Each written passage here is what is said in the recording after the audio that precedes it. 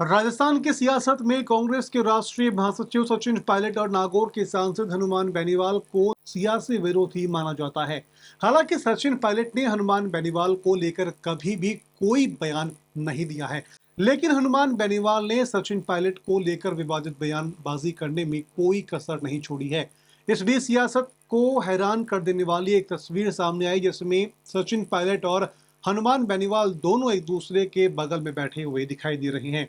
साथ ही नेता प्रतिपक्ष टीकाराम जूली भी उनके साथ में बैठे हुए हैं। इस दौरान टीकाराम जूली की किसी बात पर सचिन पायलट खुलकर हंसते हुए दिखाई दिए हैं। सोशल मीडिया पर वायरल हुई इस तस्वीर को लेकर के अब सियासी गलियारों में हलचल मच गई है। इधर राजनीतिक जानकार भी इस घटनाक्रम के पीछे के सियासी संकेत को लेकर के कयास लगा रहे हैं। सांसद हनुमान बेनीवाल सचिन पायलट पर कई बार सियासी हमले कर चुके हैं। ऐसे में सचिन पायलट और हनुमान बेनीवाल एक दूसरे के बगल में बैठे होने की तस्वीरें सियासत में कुछ अलग बयान करती हैं।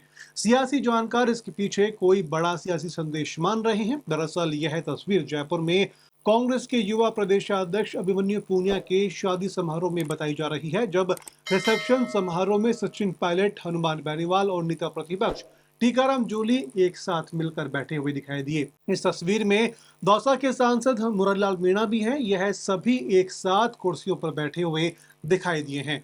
इस दौरान जब सभी नेता साथ में बैठे दिखाई दिए तो उनके बीच जाहिर है कि कोई सियासी हंसी मजाक तो जरूर हुई होगी। इस दौरान टीकाराम जूली की किसी बात पर सचिन पायलट खुलकर हंसते हुए दिखाई दिए हैं।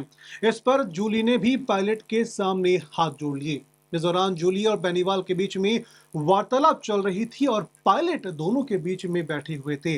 राजनीतिक जानकार भी इस तस्वीर को लेकर अपने अपने मायने और सियासी संदेश को समझने की कोशिश कर रहे हैं। बता दें कि सांसद हनुमान बेनीवाल ने पिछले गहलोत सरकार के कार्यकाल में सचिन पायलट पर जमकर निशाना साधा था और उन्होंने पायलट और कांग्रेस की बीच चल रहे सियासी मतभेद को लेकर के उन्होंने आरएलपी ज्वाइन करने का ऑफर तक दिया था। हालांकि पायलट ने बेनीवाल की किसी भी बात को तवज्जो नहीं दी और इससे नाराज बेनीवाल पायलट पर कई बार जमकर बरसे। उन्होंने यहां तक कह दिया कि सचिन पायलट का अपना कोई वजूद नहीं है, वह तो केवल अपने पिता स्वर्गीय राजेश पायलट की वजह से जाने जाते हैं। इस दौरान पिछले लोकसभा चुनाव में बेनीवाल ने कांग्रेस से गठबंधन के जरिए नागौर में चुनाव लड़ा और इस दौरान उन्होंने पायलट को प्रचार के लिए बुलाने का काफी प्रयास भी किया, लेकिन पायलट वहां पर नहीं गए।